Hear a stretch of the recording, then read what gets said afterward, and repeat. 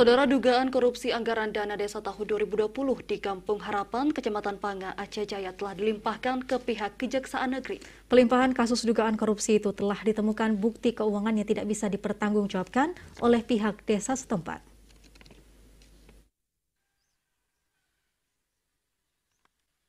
Kasus dugaan korupsi yang dilakukan oleh Kampung Harapan, sejumlah aparatur desa setempat telah mendapat pemanggilan dari Kejaksaan Negeri Aceh Jaya untuk diambil keterangan. Dugaan korupsi dana desa di desa itu mencapai ratusan juta rupiah.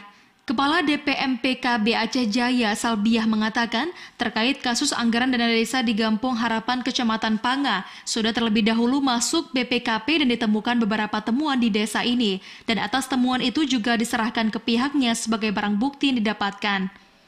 Dan terkait hal itu, pihak DPMPKB juga telah melakukan pertemuan dan beberapa kali dilakukan pembinaan, namun juga belum ada perubahan yang dilakukan oleh pihak desa itu, sehingga kasus di Kampung Harapan diserahkan ke pihak hukum untuk dipertanggungjawabkan karena telah merugikan uang negara. Kaitan dengan DPMPKB, Kabid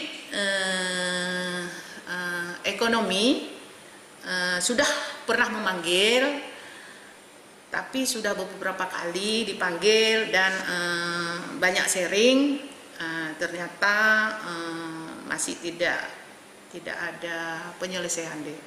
Artinya kalau memang menyangkut dengan Kampung Harapan sekarang, berarti sudah dilimpahkan ke pihak yang berwenang.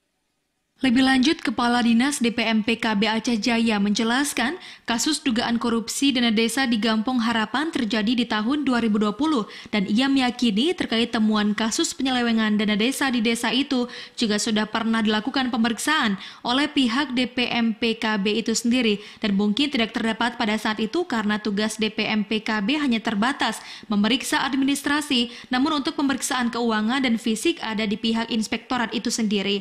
Dari Aceh Jaya, Musliadi, TVRI Aceh melaporkan.